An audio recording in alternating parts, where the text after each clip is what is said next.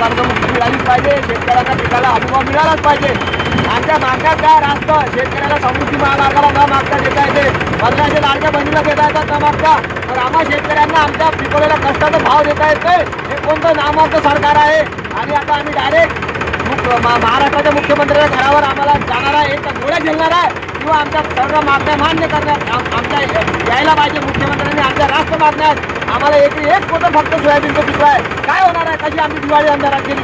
आता एक आत्महत्या करायची नाही.